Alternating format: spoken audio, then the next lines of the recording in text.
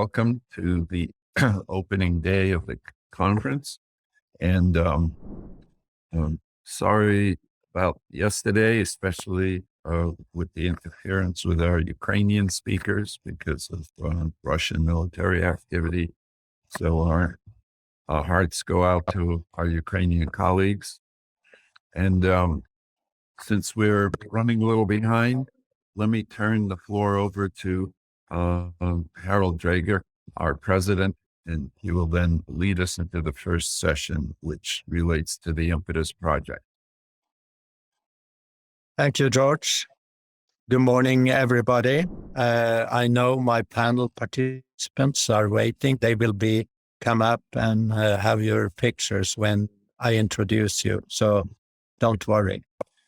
Okay, good morning. The first thing we will do today is tell something about TIEMS research project, and we will go into one of the projects called the Impetus project.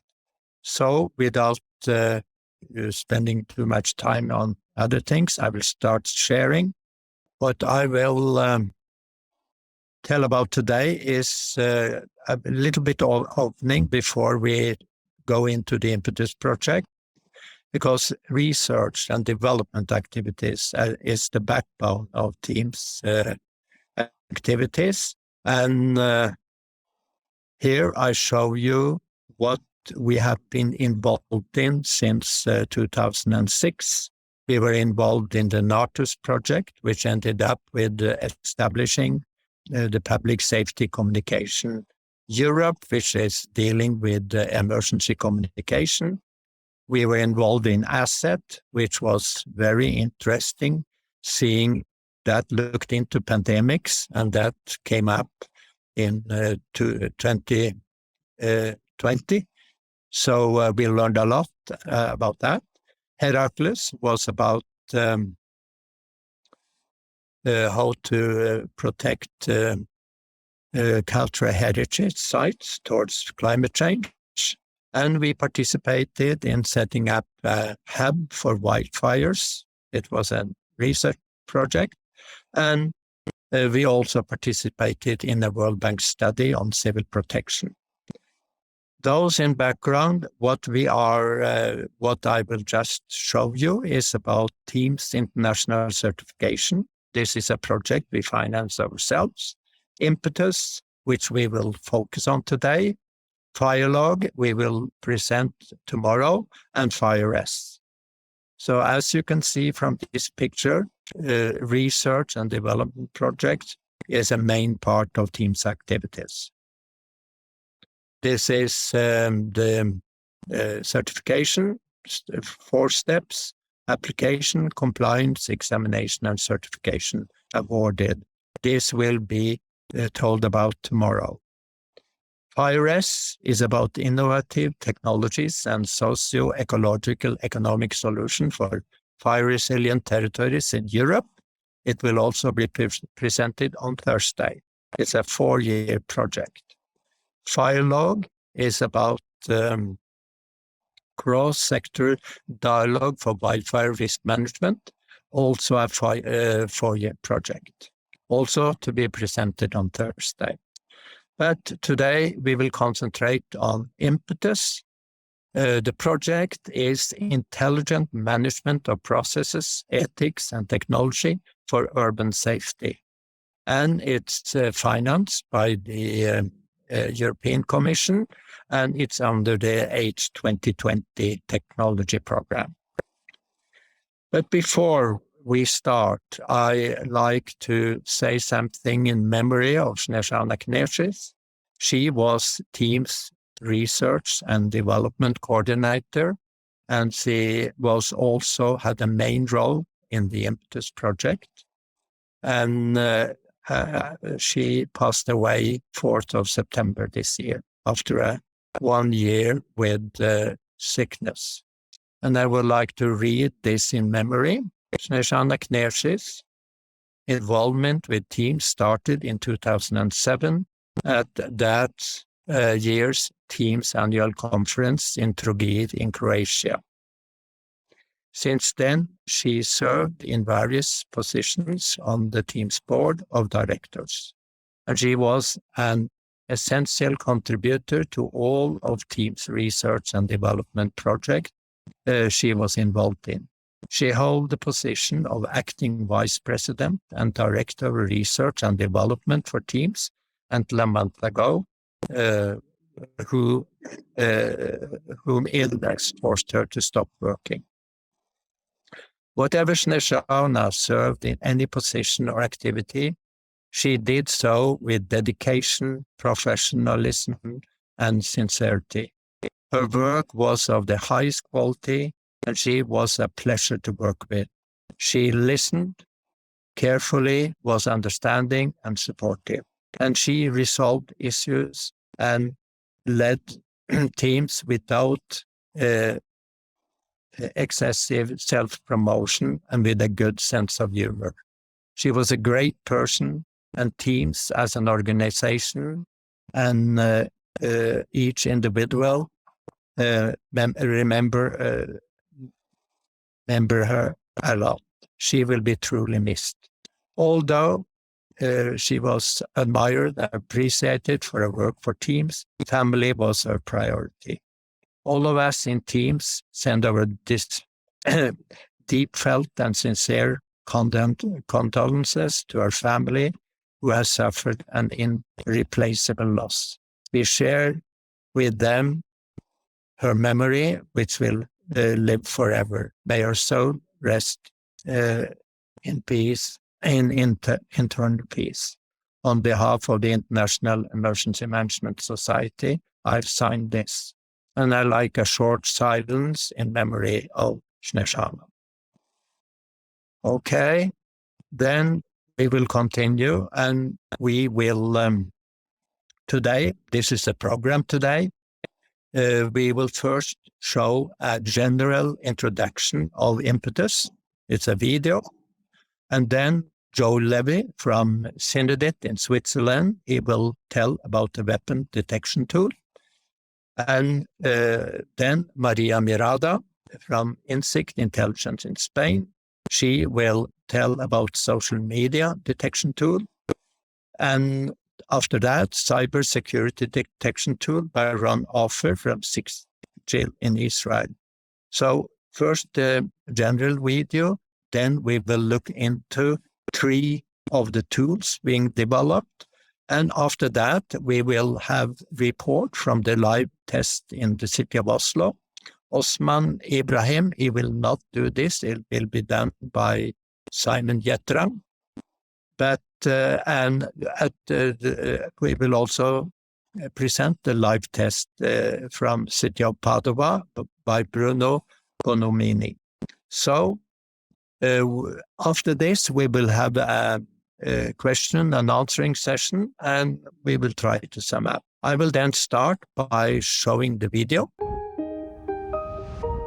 Welcome to a brief presentation of the Impetus project, which receives funding from the European Union's Horizon 2020 research program under Grant Agreement 883286.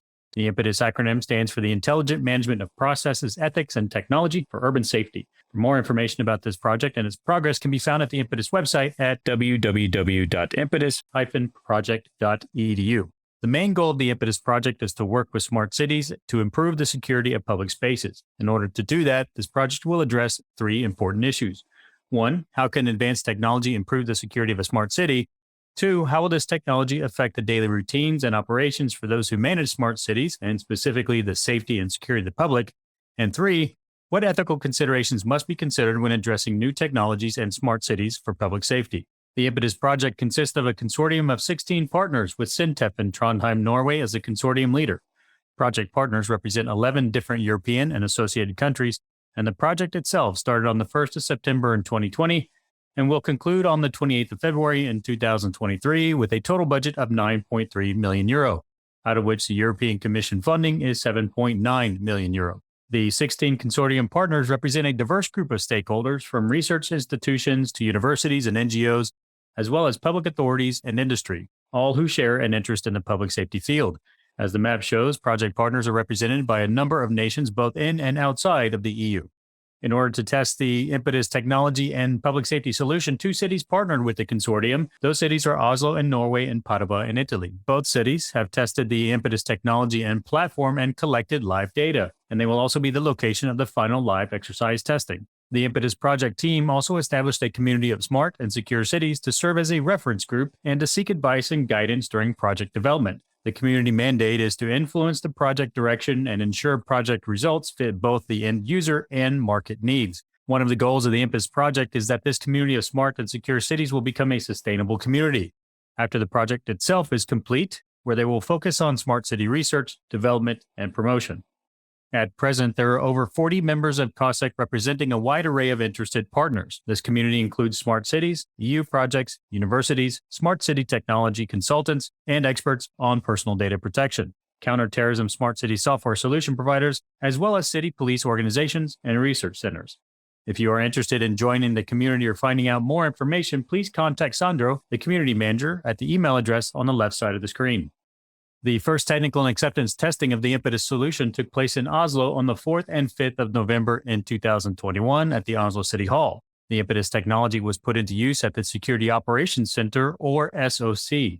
The SOC operator tested the platform to assess the added value and importance of connectivity and integration of various tools, which is exactly what the Impetus project provides through its integrated platform. The Impetus project also monitored the stress level of the associate operator during the testing process to inform the project team about the usability and effectiveness of the user interface within the integrated platform dashboard.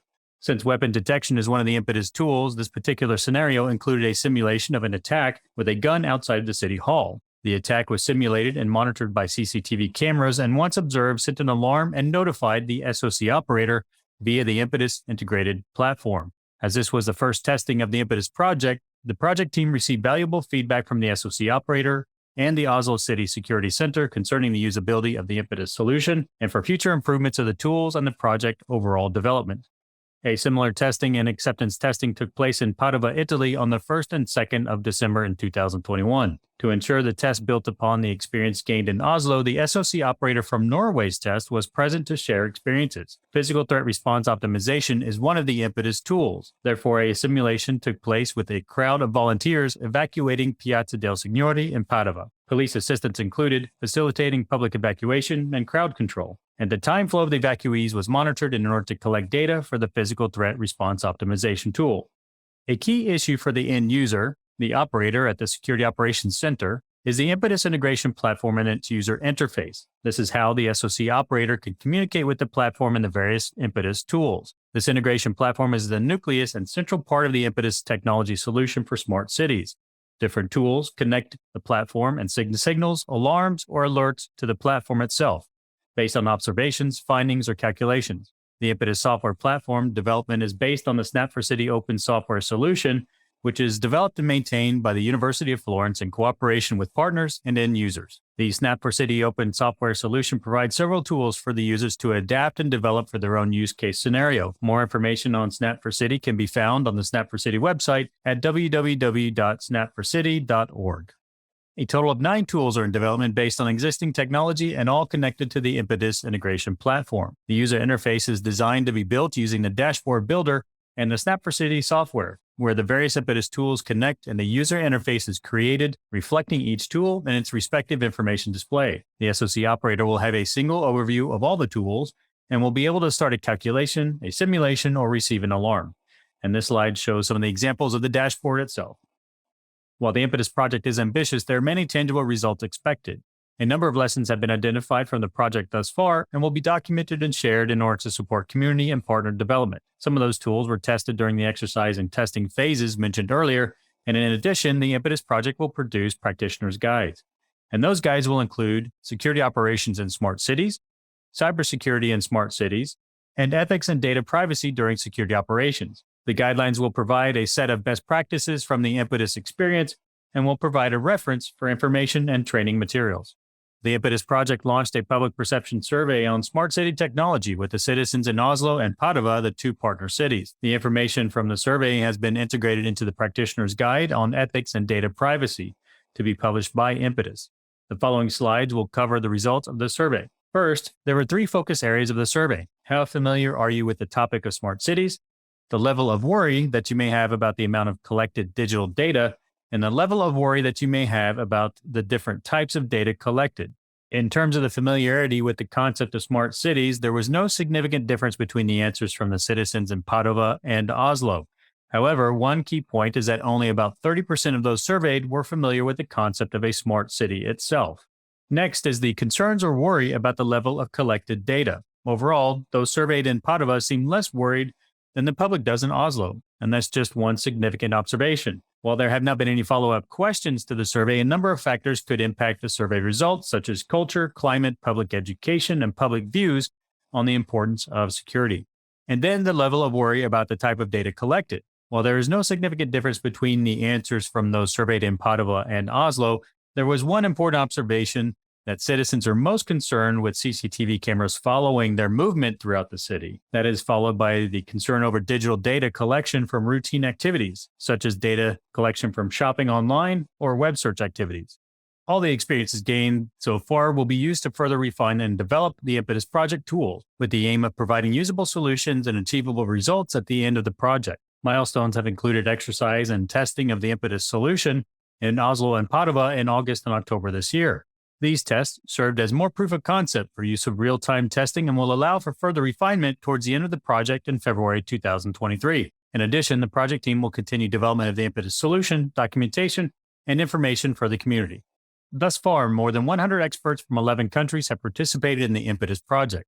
The development of the Impetus solution platform, tools, guides, and documentation is all a credit to these experts and their significant contributions to the project's success. And as you can see here, while the pandemic has made it difficult for the project team to meet in person, it was possible for some of the team to meet in Oslo in November of 2021 and Padova in December of 2021. And there was also an in-person meeting in Trondheim in April of 2022.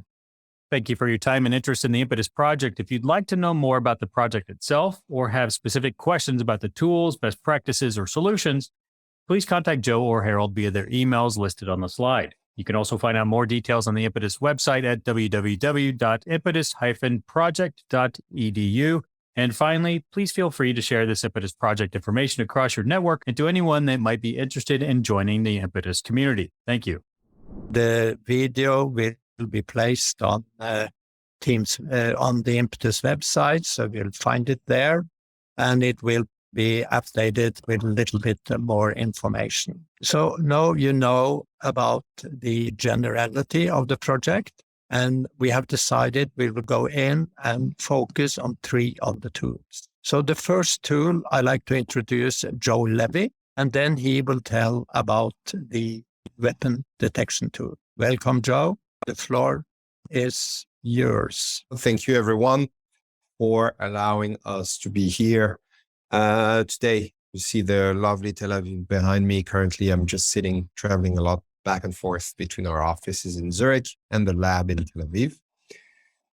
Today, I will be discussing and showing you about the Synedit firearm detection tool, which was rebranded firearm instead of weapon detection tool recently.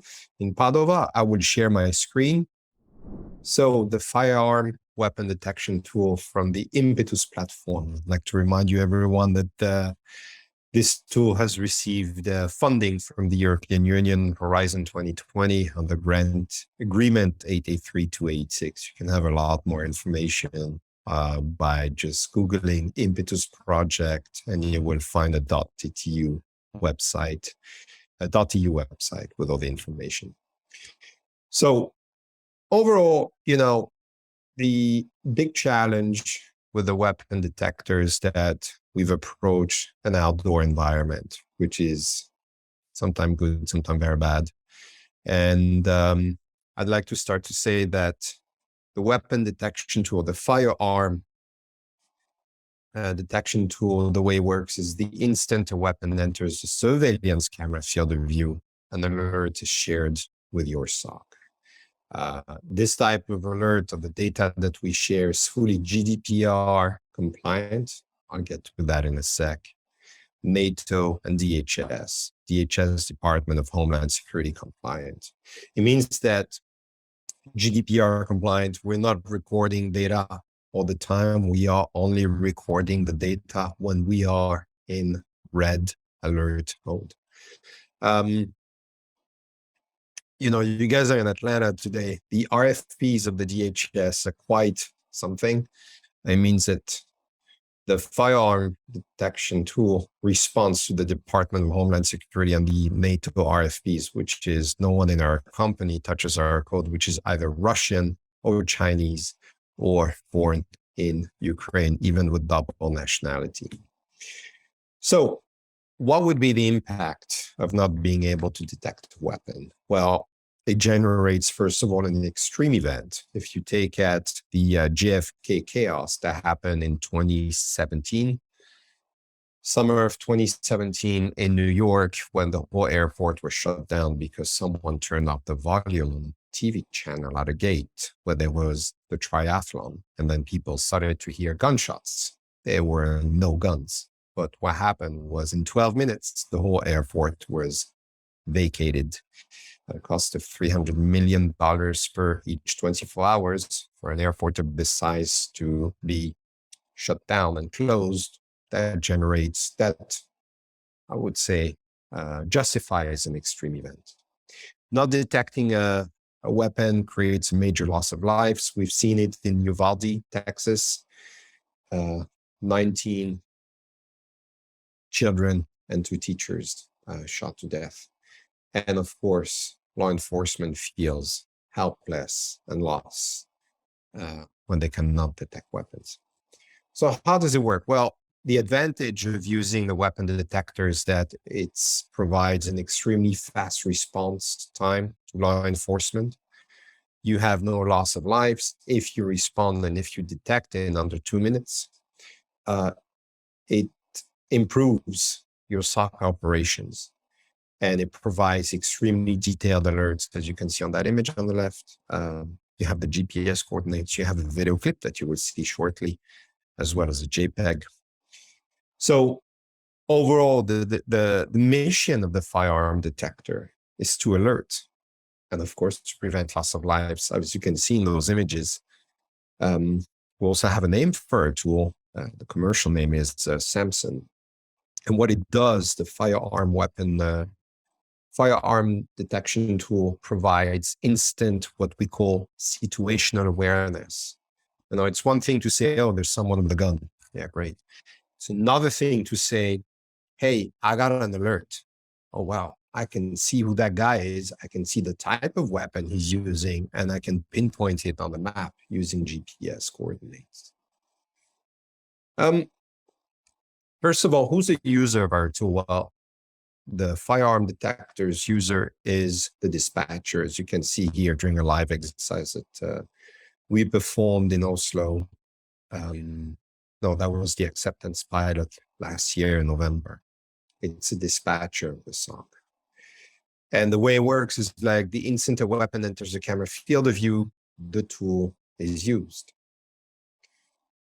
Let's talk about the capacity of the firearm weapon detector and what we learned from Impetus.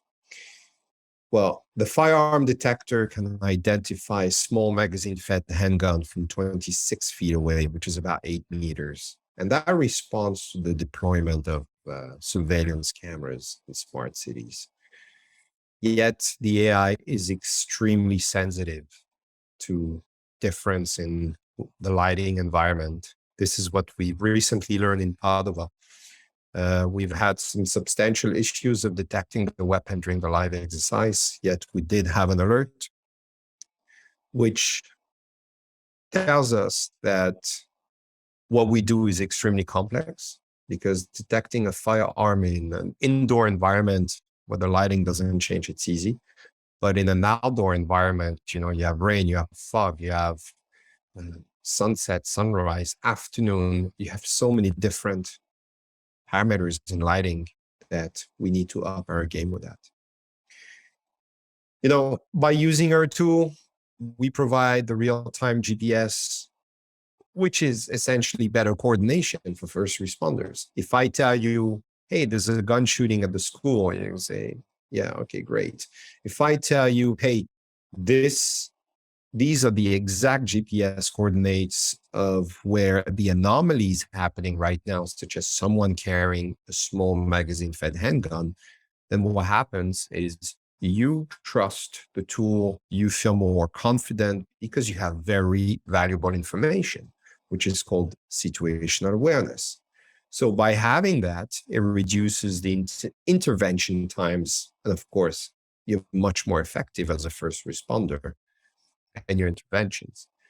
The big thing about our tools is that they constantly obfuscate biometric data. But that is, it means that if they are individuals, we do not reveal their identity. First of all, we don't record, but even if you have an alert, you're going to see on the next slide, we do not show any biometric data. Only when there's a weapon, we reveal the biometric data. Why we do this? To show you, to show the end user that we're very strict about GDPR compliance.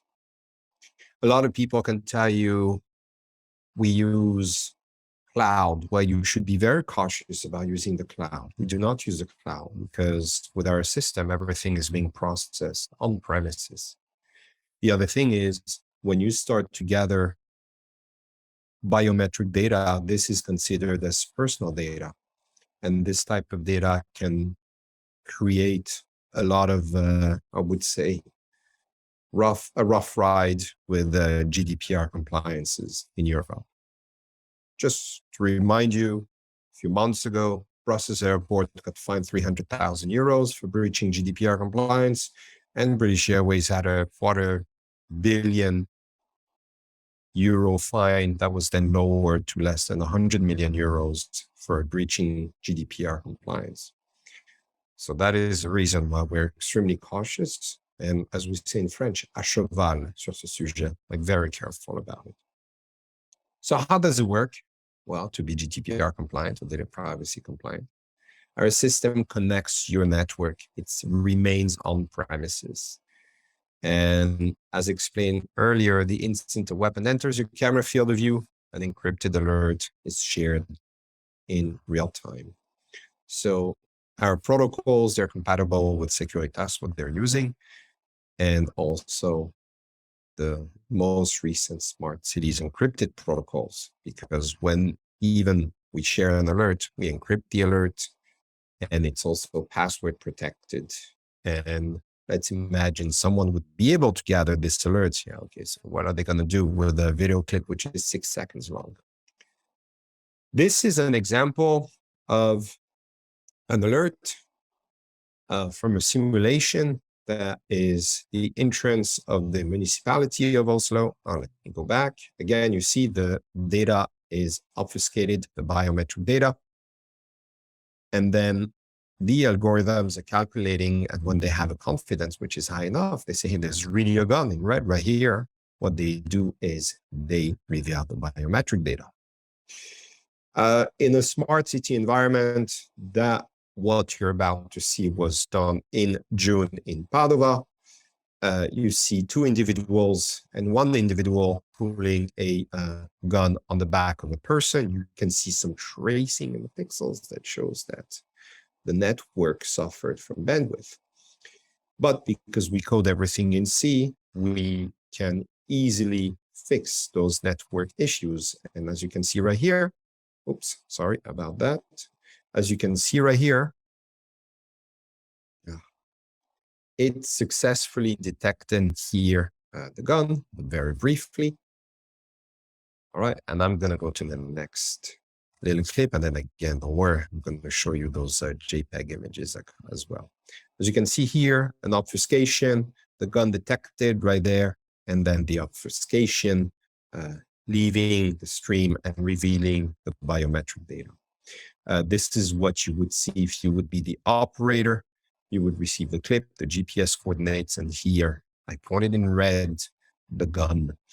And that's in Padova, that was in June. The live exercise was not that successful because we had different lighting conditions. And as I explained earlier, artificial intelligence, when you play outdoor using CCTV to detect a small magazine-fed handgun, is extremely challenging. That's it. We have our HQ in Switzerland, our R&D in Tel Aviv, and thank you for allowing us to present who we are, Harald, and the people at TIEMS, and be happy to take any questions if you guys wish to ask me the questions, even the crucial one about GDPR compliance, data privacy, and I just throw that in, that if you want to be data privacy compliant, you have to have balanced data sets. If you're trying to detect people on the streets, you better make sure that you have an equal amount of male and female in your data sets, and that in those males, you have 50% white Caucasian and 50% colored people. And that in each 50% that you have a representation as well of the different religious images of people. So if you would want, just to give you an idea, if you're building a data set in, let's say, Saudi Arabia, where everybody's wearing a kandura, and then you're trying to deploy this in America, this is highly biased and you will be fined and when you will be audited.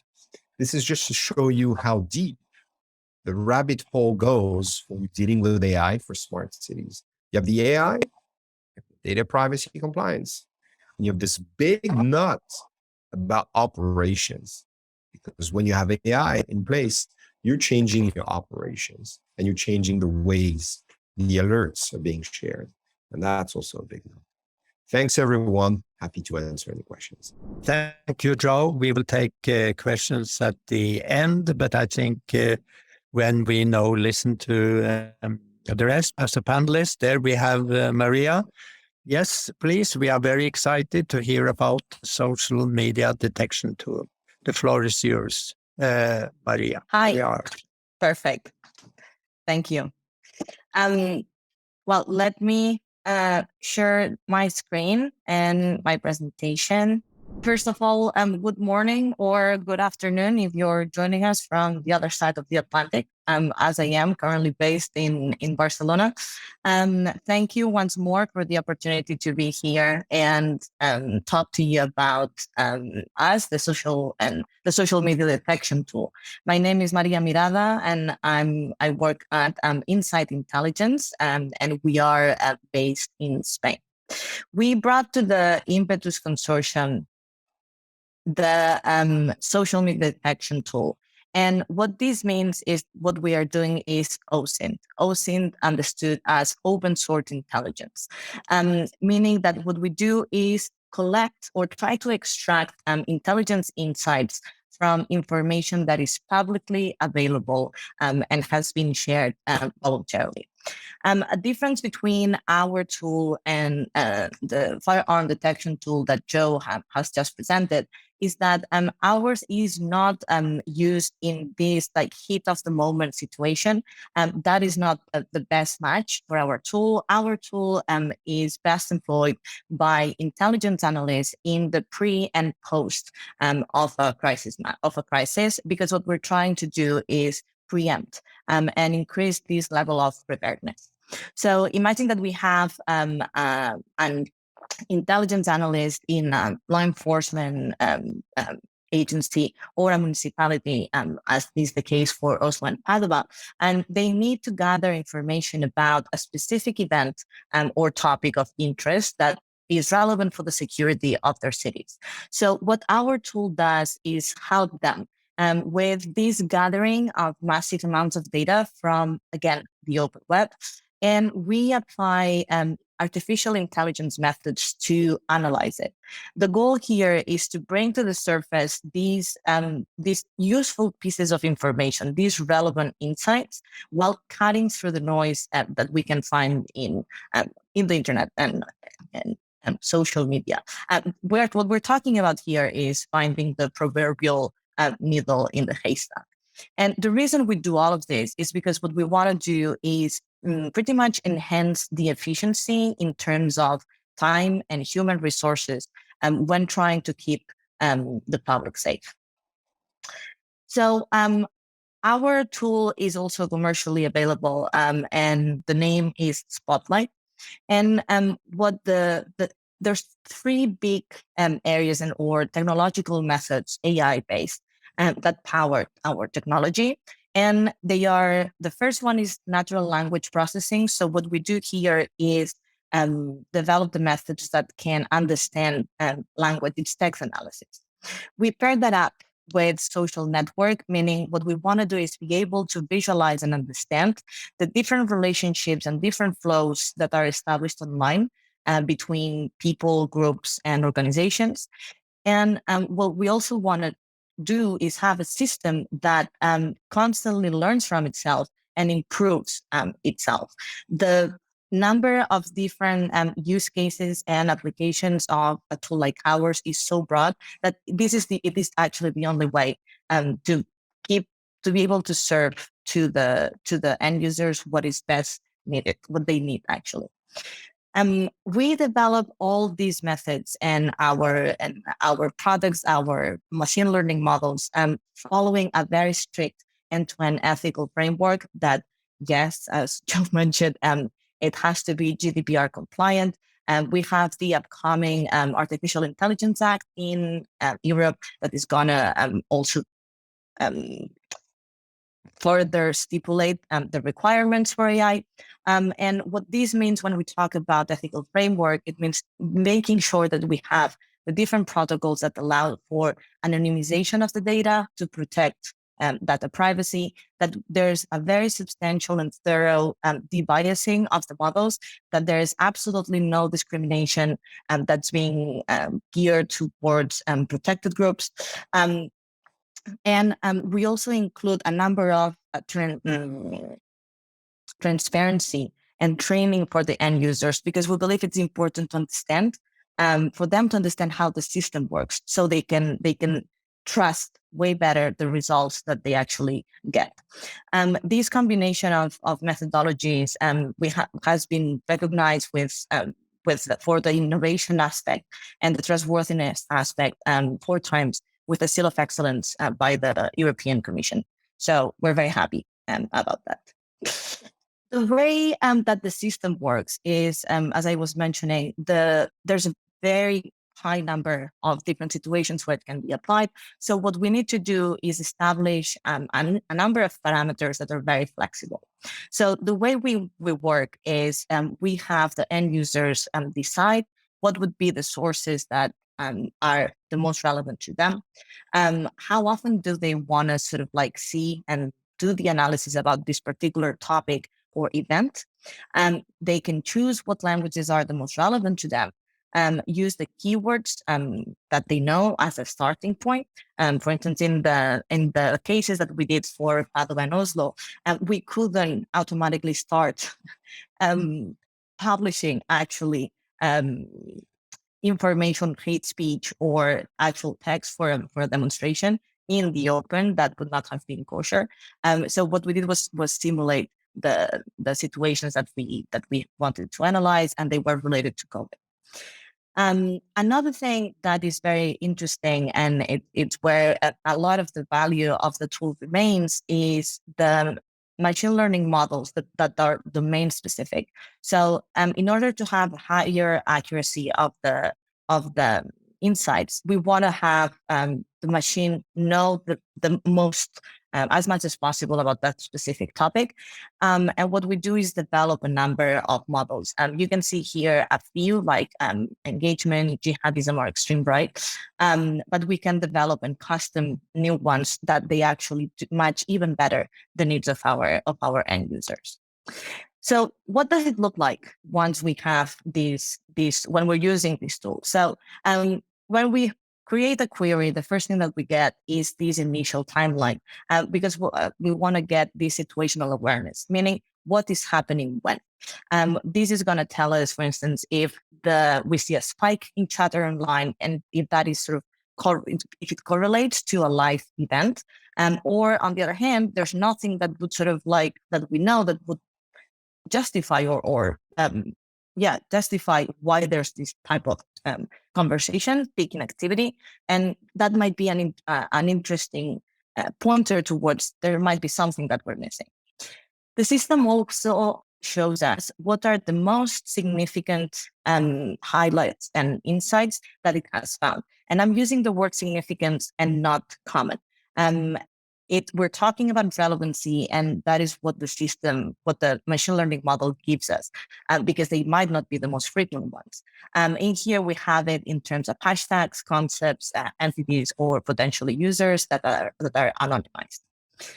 Once we have this initial overview, what we can do then is deep dive into different types of intelligence. So if we are focusing on content, the system allows us to do sentiment analysis and opinion mining and discovering conversations. What are the concepts, the topics, the key ideas, or the hashtags that are driving the conversations and that are going to give us more of a broader view of what's happening. And we also provide threat scoring in terms of also hate speech and radical content. And we classify it by level of severity to understand what would be the most immediate point of attention that we would need to focus on. If we take now a look at the other side, which is the network intelligence, what we want to do is be able to visualize the network, visualize the structure, and we do that through sociograms. And we also want to see if there are different clusters of users that are more closely linked and how they interact with each other. And this brings me to the role classification. So within these organizations, within the network, not everybody behaves the same. So we have opinion leaders, we have amplifiers, and we have bot detections, or we might even have like the wannabes, as I call them, which are people that really try to engage with other members of the community, but they fail at it. So if we are in a context where what we're trying to do is for disinformation, those are not the type of behavior of patterns that we might be interested in. But if, on the other hand, if what we have in hand is potentially people trying to initiate into gangs, these ones that are trying to penetrate and permeate the group might be the focus of our investigation. Another thing that I really want to mention is that we work with the human in the loop approach. What this means is that the system takes absolutely no automated decision. Those remain 100% in the purview of the user and the officer. But we do assist them in finding those things that might be relevant for them and they didn't know that they had to look for. And this is what we call finding the unknown unknown. In here, I wanted to give you to illustrate this, a super quick example from it was a different scenario, but that I can share because it's not confidential. In this case, we were talking about, we're working with law enforcement that was in Spain. We were looking they knew that there was child pornography being shared on Twitter, that the people on Twitter were finding each other saying, okay, the send to receive rule, meaning you send me what you have and I'll send you what I have to establish trust. And that the hashtags that they were using were related to the key, very legit online servers where that material was hosted. So we created a project with literally just 3 keywords, the hashtag send to receive, S2R, and the names of these 2 cloud servers. What the system told us as the suggested new keyword cloud were these words that you see on the screen. Now, some of them you would expect to find like FanCam or WhatsApp group, but some other ones were related to food, which was quite strange to us. So we have here cream, we have chicken, we have stock, we have chicken spelled differently. So this confounded us at the beginning. And what we did was check the key ideas because that the system had identified in that context. Because we also do that. It's not only individual concepts, individual words, but also the actual phrases. So what we saw when doing that was that there were some of the key ideas were caldo de pollo, chicken stock. It was crema preparada, prepared cream or whipped cream, crema pastelera, and club penguin. So we see here that there's a pattern that starts emerging. And what we see is that any word combination that starts with C followed by P is actually code for child pornography. This is one, no, it's I would say impossible to assume if you see hashtags about chicken stock that you would make the jump that can potentially be problematic online content if you don't have the help of artificial intelligence giving you that assistance and understanding how to find what these type of insights mean. As you can see, we can apply all of these, the tool and our methods to many different topics. Here you can see on the screen, we have actually already done radicalization, criminal activity, terrorism financing, disinformation, diplomacy, and as was the case in Impetus, hate speech and threat detection. And actually in some of the things that we learned through the Impetus platform and participation in the consortium was how to actually integrate our tools in a suite of other ones that all work and strive to help and keep the city safe. We also we saw like improvement of hate speech models and knowledge of how like the SOC, or the Security Operations Center works. And this is actually key for us because anything that we can any more intel and insight that can bring us closer to understanding what the needs of our end users are welcome and crucial for us. So very happy to have participated. And that's all for me. Thank you very much for your time. Thank you, Maria. And then we go on to the cybersecurity detection tool. So please bring up Ron. And Ron, we like to listen to your presentation, what's happened on the internet. So the floor is yours. Thank you, Harold. It's great to be here. Let me just dive right in. My name is Ron. I am a project manager at Cyber6Go for the past year. The company was established in 2014, and since then it's grown and evolved a lot. Our headquarters is stated in Tel Aviv, as well as most of the company. We are about 100 employees spread across the globe from North America to Europe and Asia. The interesting thing with that we experienced with the Impetus project came from the customer perspective, I should say. The traditional customer that we usually have are from two natures, the private sector and the public sector. The private sector is comprised of different size of enterprises, from the financial sector. It can be tech companies, the communication company, and so on. And the public sector that's comprised from governmental institutions, national SOC, and law enforcement agencies. Participating in the Impetus project opened us to another category, which is the cities. The city in that case is somewhere between a governmental entity and an enterprise. On one hand, it shares responsibility with protecting its citizens and the civilian environment under its jurisdiction, more like a state. And on the other hand, its main goal is to protect the city assets, more like an enterprise. So it has an internal ecosystem, domains, website, and IPs, but also a larger overview that it looks at.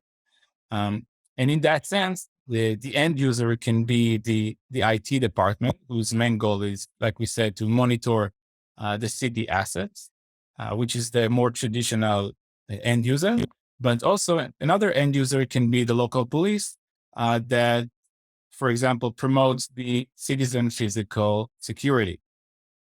Now, to explain the position that our company holds in the cybersecurity domain, allow me to use the following analogy of crisis management, which aligns fairly well, in my opinion, with cyber incident, and also relates to the topic of our conference. So from a physical disaster perspective, we can look at three relevant phases: the before, the during, and the after, or the post. The before phase is usually characterized by misleading silence. Nothing seems to be suspicious. Most of the time, there are no early indications. You just wake up to another sunny day and everything works just fine, just normally. But under the surface, there is a structural failure, and it can be like a leaking pipe, for example, that slowly digs into the foundation of the building. And then when the element eventually breaks, we enter the during phase, which is a sort of a transit phase. You don't stay there for long. And this phase is characterized by a chain of events. When the first brick falls, it actually starts a domino effect.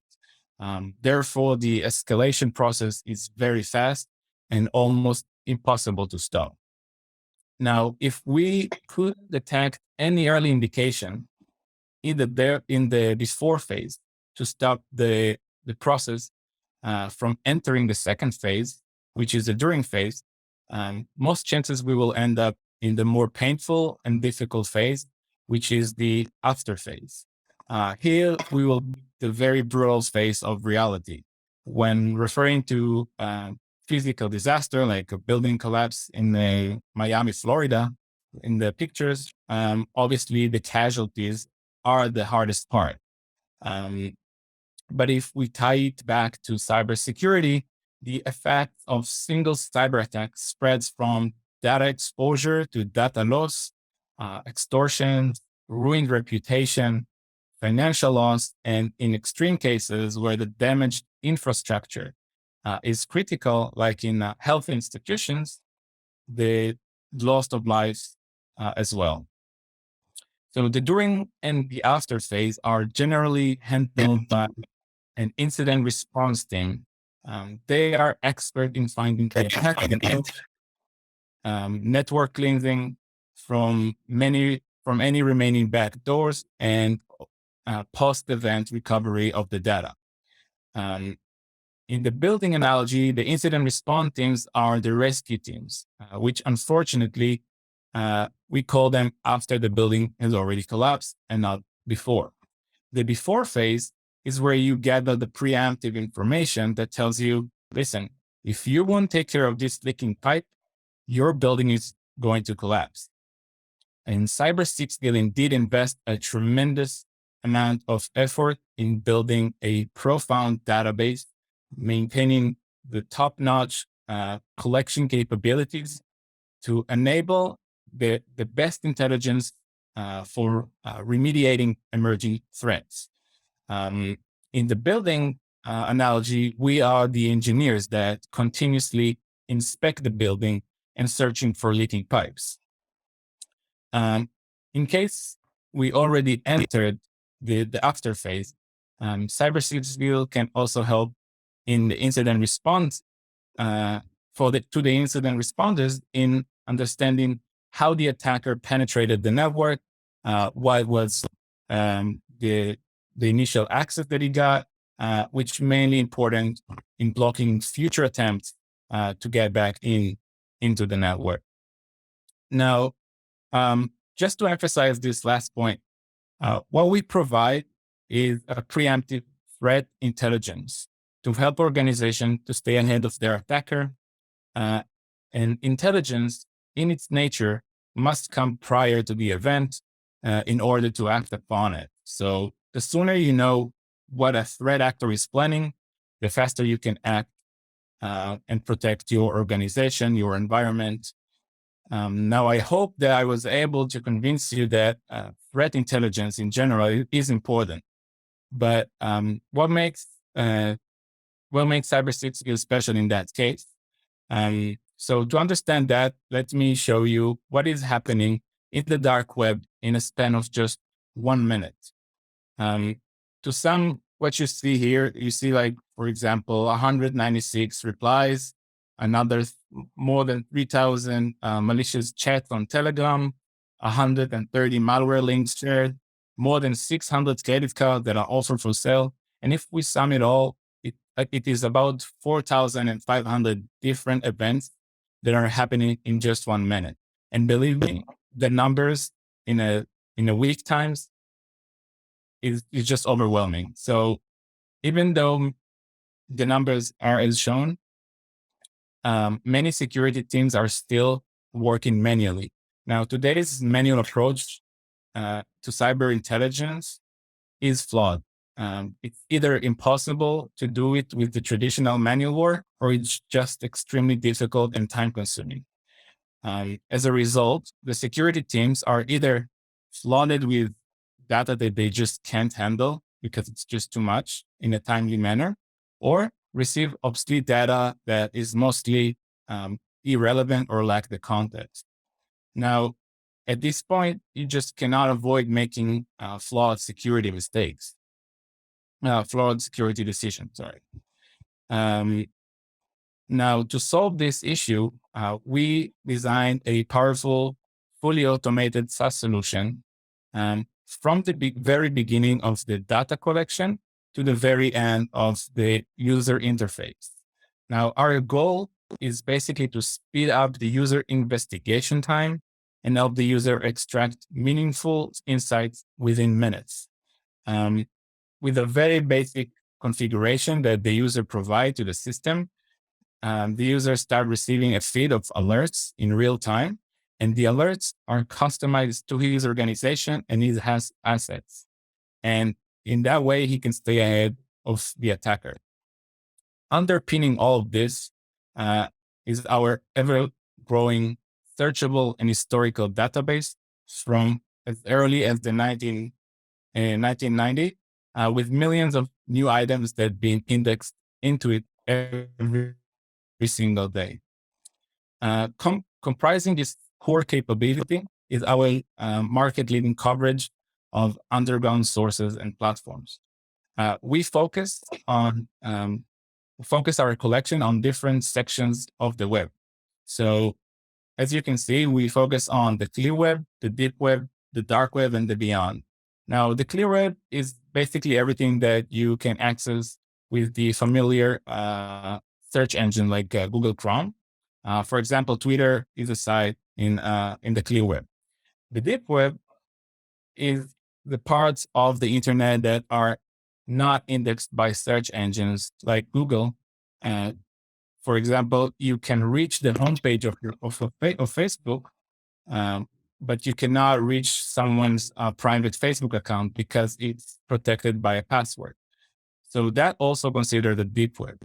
The dark web is the parts of the internet that, in order to reach, you need to have a special search engine like Tool, and cannot even find them through Google Chrome.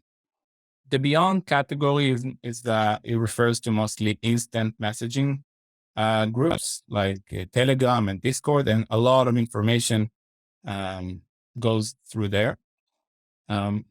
Now, using this large amount of data sets that we collect, we can answer multiple use cases, starting from leaked user credentials and initial access brokers, which can often be the first leaking pipes that we look for, up to stolen credit cards and hacktivism campaigns that hackers and hacktivists attack countries and cities, and sometimes also private organizations, and even to traditional crime like drug trafficking and weapon trafficking, and even terror.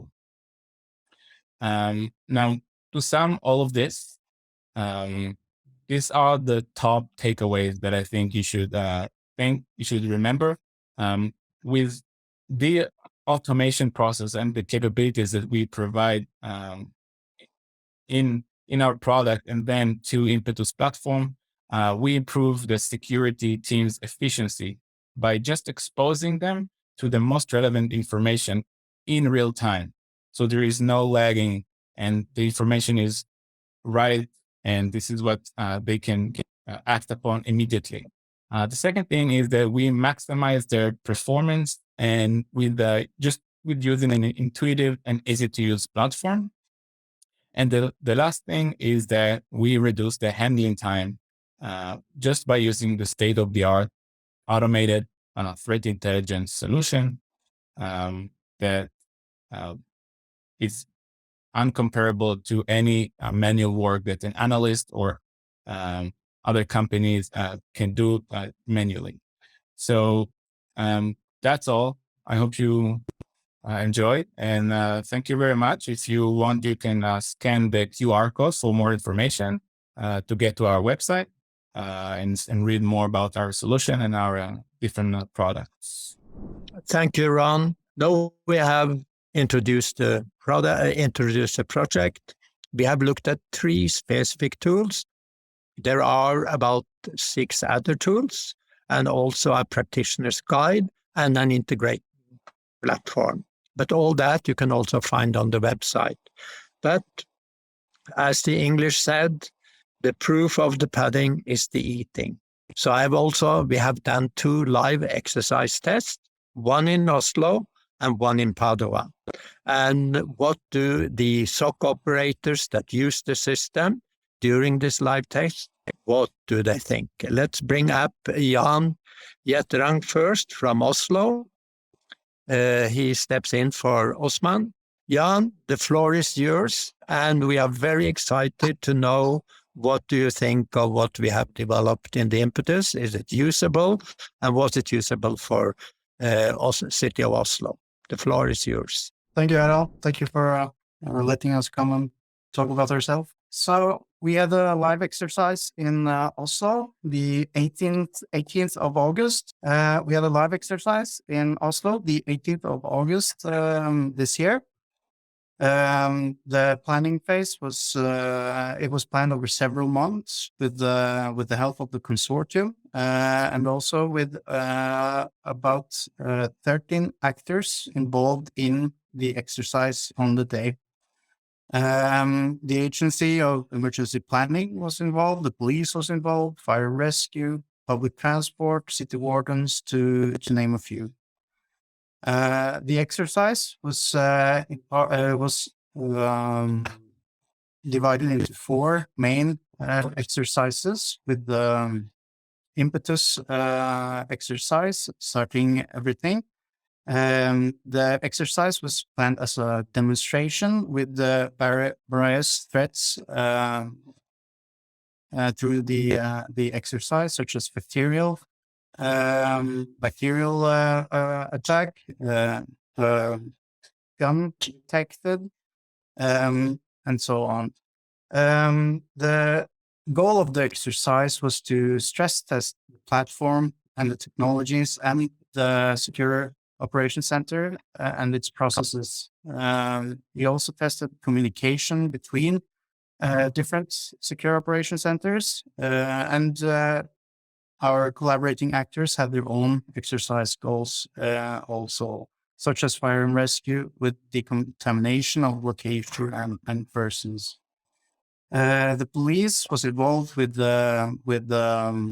personnel for security during the demonstration, but they also exercised their entire on-staff operations center with the information handling later in the exercise, in addition to the evacuee and next of kin center.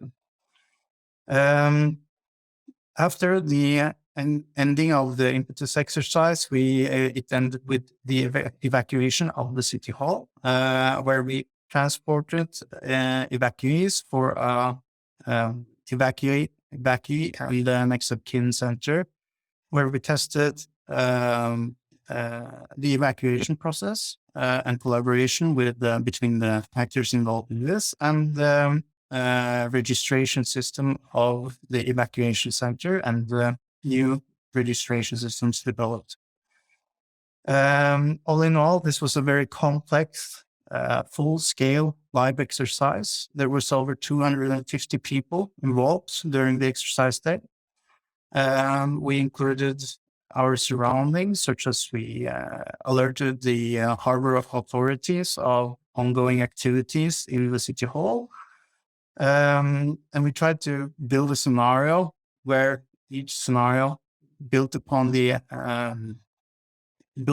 previous one to create an incident where we could see cascading consequences throughout the scenario, so that we could try to see how the impetus platform will impact these cascading consequences also. To try to look into this, we also had a digital cooperation exercise where we used a platform which we connected to the Impetus platform, where we could see live resources and their communication, and we could plot out how the events was ongoing from the information provided through Impetus. And this plotting was then used to plan and implement measures in our handling of the incident. The Oslo exercise was the first live exercise. So it was an important exercise also, as that we would also identify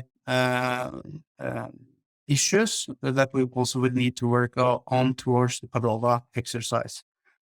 So we didn't get to test all the tools properly, which we then had the opportunity to try to redo in Padova. But despite of this, we learned several lessons that was very important to us.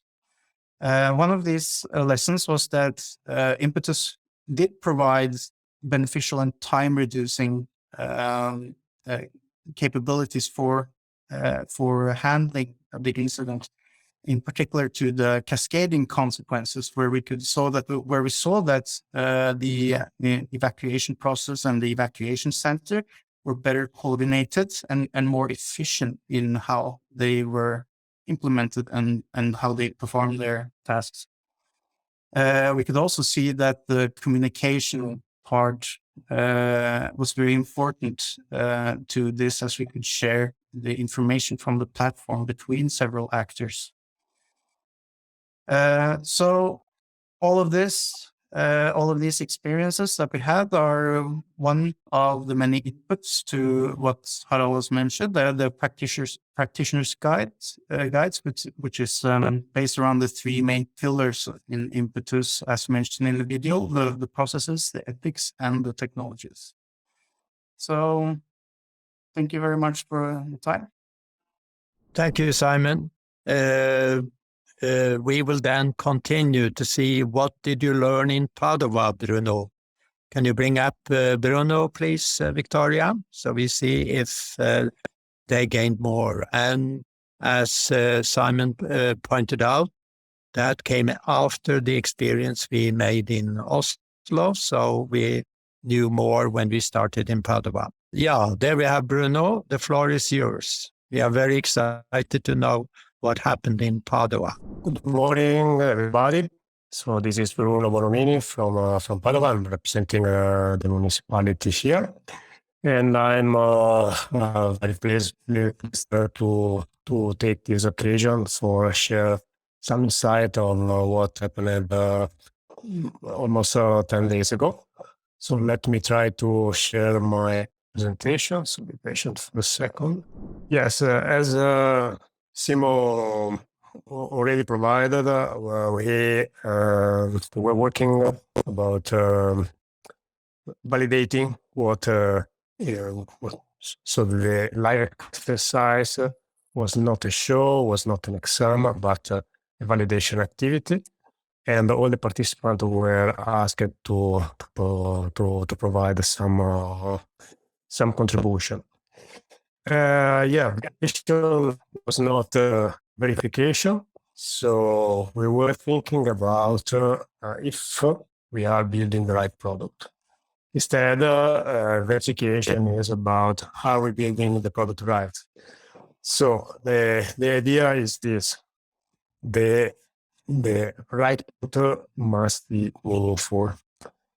So you have seen from the Impetus project on the pillars on the external processes. So we cannot avoid to use the technology. We have to learn how to use it, and we have to use it well. So according to this, the technology is meaningful when it helps who use it to solve problems. So when we are talking about meaningfulness, of course, we have to consider useful for the users. So this was what we tried to understand during the live exercise in Padova.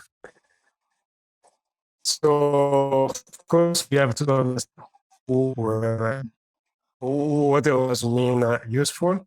And useful is similar in Italian, so useful and utile is also useful for the user, utile for the utilizzatore. So very, very strange, but important, in my opinion, these two words. So useful, what do we mean?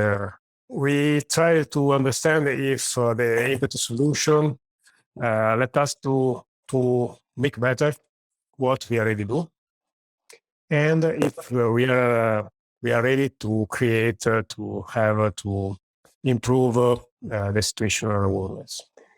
We're doing better what we already do. I mean, make the same activities we are asked to undertake, but with less mistake, so more precisely.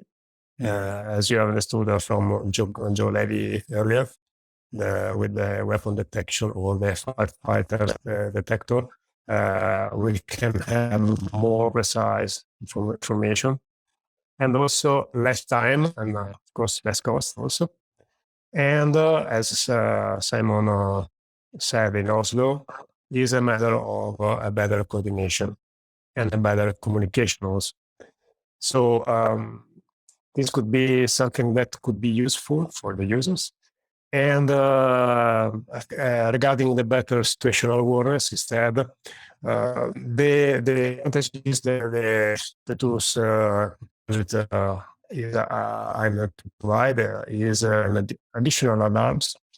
Alarms automatically generated, so there is no people calling the police because of something, but the tools are ready to detect problems or anomalies automatically, and they provide more information. And in terms of better situational awareness, it's clearer who does what or should do what. So mainly they can help to take better decision and make the right choices. So this is what we mean for useful, and of course we have to understand who could be the users. You have understood from the guys talking earlier that the users for the impetus tool and the impetus platform are different people from different agencies or departments. So of course there are tools that are prepared, that are designed for SOC operators and supervisors, but also you have learned from Ron that the IT department is definitely part of these people that use the tools. And from Maria, you have instead understood that there are other guys, the intelligence analysts or specialists that can help each other to improve the performance and the activities they have to undertake. Of course, there are external operatives in the field and other stakeholders like politicians, authorities, and other people involved. But the users are this. Of course, the solution that we try to validate are not for every kind of user. So mainly we had five tools of the integrating in the platform for the SOC operator supervisors. Then there are 3 for the IT specialists or IT supervisors, of course.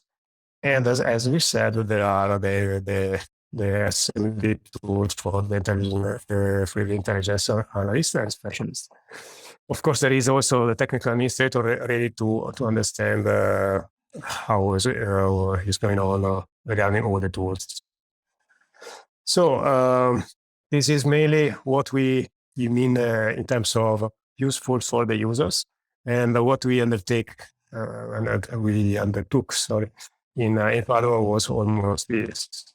So the day before, we tried to get all the feedback as possible from the IT specialist and from the intelligence analyst. So we create a dedicated session for this kind of end users, and we try to understand, as I said several times, if the tools were useful for them. At the end of this day, the two groups were able to provide the platform some information on the SOC operators. So they were looking for strange stuff happening in the net according to the scenario we were getting. And then the day after, the process an introduction from and there was a kind of introduction of that actually was very so as we said the looking the meaning for the user. So you can see here the in the corner that is the special the messages that the analyst were brought up. So the big starting point for what happened during the site in the afternoon in Padua. Then we had the occasion to meet users and stakeholders in a kind of exhibition. So all the partners who were able to provide more information about what the tools are doing. And then started the real live exercise. So in the first is where demonstration, I talk the great SOC supervisor who were collaborating and using the different tools according to a sequence of events of the scenario of challenging the and tools. In the same time, in the reporting, we were able to follow what was happening in the square, what was happening in the SOC. We had the mirror of the operator's screen, and we were also able to see some information from a technical channel we opened from the SOC, and technical channel. It was possible also to see what the SOC operators added to the field. Okay, it seems like he had problems with his internet, so we missed a little bit of the end. Can you hear us, Bruno? Yeah, actually, I don't know why, but actually, yes, there was some problem. Actually, let me finish my presentation because I probably missed the last session, the last part. So I don't know where you were, but probably you have listened to me regarding what happened in the square in the SOC with the users. Also, we were able to see in the auditorium what was happening, and at the end we had the brief session. So we were able to listen both the end users, the evaluators, and all the stakeholders in terms of their opinion. And in a very quick survey at the end, you can see the results. So both in English and Italian, more or less the main information. Seems to have an unstable internet there. There, Bruno, you are back? Okay. Yes. Okay, so maybe you have already listened to me. So the very quick final survey was with the same results both in Italian and English, because you can see interesting and useful, and the same word are interessante and utile in Italian. So I think that we got our objective. So if the question was Was it useful for the user? The answer was yes. Of course, there are many feedback that we have to address. There are several improvement areas, but actually, I think we are in the right direction to improve the security and safety of the city with the Impetus platform and the Impetus solutions. That's it. Yeah, thank you. Thank you, Bruno. We have already reached coffee time, but I think I will give all of you a couple of minutes. Please don't use more than a couple of minutes and tell me, has it been worthwhile to have the funding? Will these projects be alive and be available? 2 minutes to tell. Bruno has already said this is useful. And my question would the Padua buy it? Would Oslo buy it? And for you that are tool developers, what do you do now? Do you develop it further? Will it be commercially available, etc.? Should we start with Joe? What is the future of the firearm detection tool? I understand it changed the name. Joe, floor is yours. Yeah, hi everyone. The future, it's pretty broad. Right now, we're focusing on deployment exclusively in transport hubs and smart cities, transport hubs in Europe indoor, because we've had successful POCs and pilots, paid pilots. And so right now we're like deploying a commercial version for indoor environment. The future is to improve the detection confidence for outdoor environment using different types of lighting environment. Like I say, maybe when it's raining, foggy, snowing, and this is where the challenge is at. But we are full on as well, because we have a lot of end users asking us about the knife detection. When is the knife detection coming out? And knife detection is not just a simple object detector, because even if you would take like glasses and hold them like this, maybe it's going to look like a knife, from like a few meters away. Knife detection in globes, pose estimation, and pose estimation is an entirely and completely different subset in artificial intelligence and machine learning than just computer vision, which is what we've been using for small magazine-fed handguns and revolver guns and machine guns.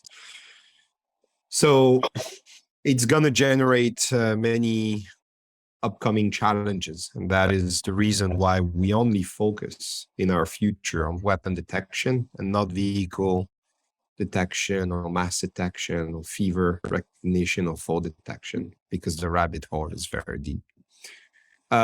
So improvement of detection in outdoor environments. And second thing would be the knife detector for indoor and also outdoor environments. I hope I was able to answer your question about what the future entails, and also for us, massive growth and more investment. We are actually now raising 40 million for a Series A. Yeah, thank you, Joe. And everybody that could be interested in this, please, Joe can be contacted. You can go to Impetus website. You find the connection there as well. I see there are 2 questions. I saw one question. Simon and Bruno, read that question about the coordination and see if you can answer that. Look at it, and I can let Maria first tell about what is the future of social media detection. Maria, what are your plans? Will it be a product which is available in the market? Yes, it is a product that it is already available in the market. What we have learned through the Impetus project is, first off, as I mentioned before, like the improvement of some of the hate speech models that we have, and in any given circumstance, for a tool like ours, which our goal is to provide what the user needs, and getting this very close connection and seeing how exactly the end users and the intelligence operators and analysts in this case use the tool. What are their worries? What are their sort of like even the the fast track, the paths that they tend to gravitate towards within the whole environment of um, analysis and different ways to approach it. It's extremely useful for us to know how to better serve these different needs. In the future, yes, it is commercialized already, and we're also always expanding in terms of also improving the models and adding new different use cases. It is the first time that we have worked with cities, and even though some of the like reigning principles or use cases are similar, they are not like a one by one comparison with, I don't know, a national law enforcement agency. So anything that helps us get more in touch and closer to user needs is absolutely always welcome, and that's the way forward, to be able to customize as much as possible to what users need. Thank you, Maria. Again, go to the website. You find everything, and then if this is of interest. Let's listen to Ron first, and then we give Jan, Simon, and Bruno try to answer the question at the end. So, Ron, what's the future for your product? So with us, even though we are 8 years old company, and we are pretty well established at this point, we still have a startup DNA. So we are changing very quickly, and the company is very agile. So our future for us is it really depends on the market, the cyber and the threat intelligence market, which every day you have new technologies and new challenges. But in general, we continuously developing the product to match different use cases and different users inside the cyber world, and not only.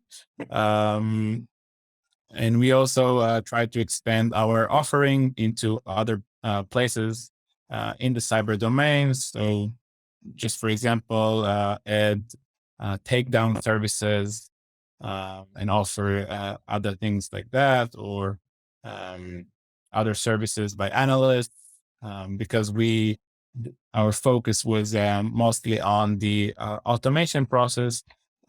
So once we established that very well, we try to expand and do other things to stay competitive with the market. Thank you, Ron. And again, go to the website of Impetus and you can find connections. Simon, if you read the question, how would you like to respond to that? And would Oslo be keen to invest on technology like this? Yes, I can begin to answer you, Harald. Yes, we would like to invest in technologies like this. We have several things that we, of course, will need to get in place first. But the future is coming, so we cannot avoid it either. The need will only be increasing. And also, I don't know if everyone can read the question in the Q&A. Yeah, maybe you can read it and then answer it, okay? Yeah. So the question is the security operations centers also in sync with emergency operations centers of the city responders, like police, fire and emergency services, traffic police, and municipal authorities, urban planners, and etc.?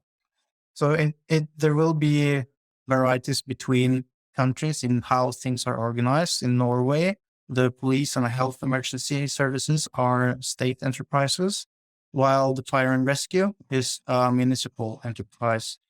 The first responders have a very good collaborative environment, despite their how they are organized in various authorities. But we also have other operation centers, as mentioned, such as the city wardens and the harbor authorities, the water supply authorities, and we have site security such as the city hall site security and all these various SOCs inside of the municipality. So the synchronization between these SOCs are they are mostly in planning phases. They have some operations synchronization, but it's more traditional, and the close synchronization with the sharing of information and so on, it's quite lower. So a platform like Impetus would be able to increase this synchronization and improve the coordination, and also towards emergency responders or first responders in sense of police, fire and rescue, and the health emergency services. It will also be improving the coordination if we could deliver verified information in digestible formats such as images and so on. So, yeah, I hope that answered your question. Thank you. Thank you, Simon. And then Bruno, what about Padova? If you like to add something on this coordination in the question, that's fine. And what will Padova do? Is this improving and will it be used maybe in Padova? Yeah, actually, currently there are already strong coordination among the first responders, in particular regarding the police forces. So also during the live exercise, of course, the main actors was the local police SOC operators, but actually also the national police and carabinieri were connected to the platform and provided their small contribution, because of course they are not trained, they are not completely aware about what we are working on, but for sure they are interested, and the coordination can only be improved thanks to the platform like the Impetus one and the solution that are integrated in. Of course, there is an additional point of attention in terms of improving coordination, because improving coordination means that processes and responsibilities as to be somehow realized, somehow as they have to think on a higher level how to improve the coordination, because when you are asked to intervene, when you know that something is happening, you have the responsibility to take the right decision and to be very, very fast in the intervention. So the hope is that the Impetus platform will improve the current already coordinated action in the field. Thank you, Bruno. And I like to thank all of you for good presentation. And I think the listeners today have seen that we probably have used public support money from the Commission in a wise way in order to increase security in the cities. Thank you.